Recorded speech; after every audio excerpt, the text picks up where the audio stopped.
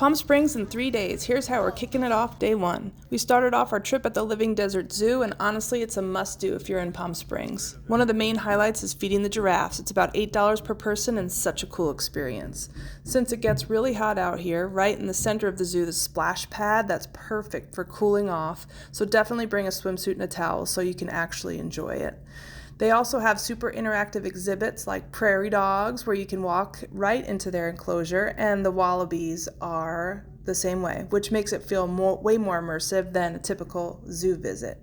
It's such a fun and unique desert experience and the perfect way to start your 3-day Palm Springs adventure.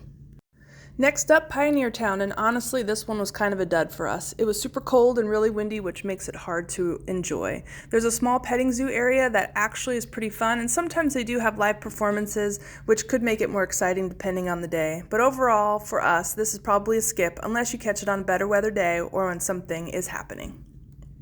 The main event of our Palm Springs trip was Joshua Tree National Park, and we actually ended up going twice. The first day it was raining and freezing cold, which is not what you expect in the desert, but we did catch an incredible rainbow and the park was almost completely empty, which made it feel even more special. We came back the next day with better weather and completely changed the experience. We explored some of the most popular spots like Skull Rock, Cap Rock, and the Chala Cactus Garden, and honestly, the scenery here is just unreal. It doesn't even feel like you're in California. Fun fact, Joshua trees are actually a type of yucca plant, not a tree at all, and they only grow in a few specific desert regions in the world, which makes this place feel even more unique.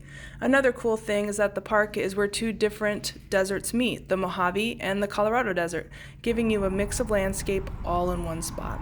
There's also tons of places to camp, picnic, and just take it all in, whether you're staying for a few hours or a full day. Overall, this was hands down our favorite part of the trip and something you absolutely can't miss. We couldn't end our trip without doing the Palm Springs Aerial Tramway, and this was such a cool experience. It's actually the world's largest rotating tram car, and it climbs over 8,000 feet up the mountain in about 10 minutes, so the views the whole way up are unreal. We definitely recommend making a reservation, but they do allow walk-up entry if you're flexible. At the bottom, there's a really great sun patio with food and drinks, which is perfect for hanging out before and after your ride. As you go up, the tram slowly rotates, so no matter where you're standing, you get a full 360-degree view of the desert and mountains, and the craziest part for us, it was snowing at the top. Once you're up there, there's hiking trails, viewpoints, and even a full restaurant, so you can easily spend a few hours or make a whole day of it.